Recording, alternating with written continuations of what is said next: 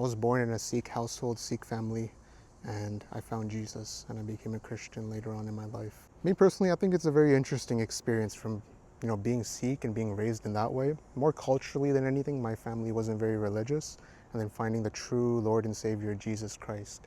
I don't think it's a testimony you hear very often. You hear a lot of Muslims, atheists, agnostics, even other Christians who were, born Christian, but then they walked away from the faith and then they came back to it later on, but never from Sikhism. And I think a big reason why is because a lot of these kind of Indian religions, South Asian ones, they're very tied down to the culture, or just the way religion is viewed in general is just a set of beliefs that's personal to you. There's no such thing as really searching for truth, which one is right or wrong. It causes a lot of conflict when you try to view it that way.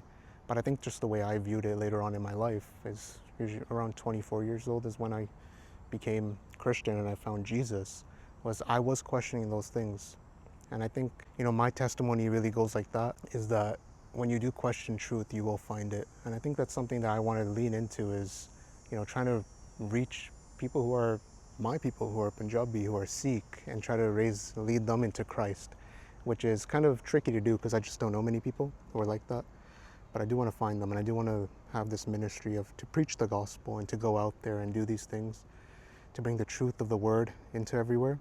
And a big thing I want to do is go into Sikhism, go into Hinduism, go into really every worldview. But I really want to put this out there to let people know, is that somebody who was Sikh, somebody who was completely different religion, one that you don't really hear about very often, it's more new, Sikhism. I don't think a lot of people know about it in terms of like what they believe and how they practice it. But I think that's a big reason why, is that a lot of these cultures, a lot of these religions, that are Indian, they're tied down to the culture and people versus being something that you believe in and that you stand on. It's more about personal belief, my truth, and your truth.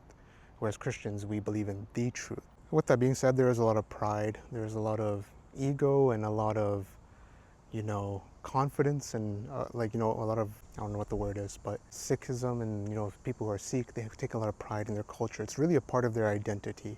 And I feel like when you make culture a part of your identity, that's when you kind of lose the plot.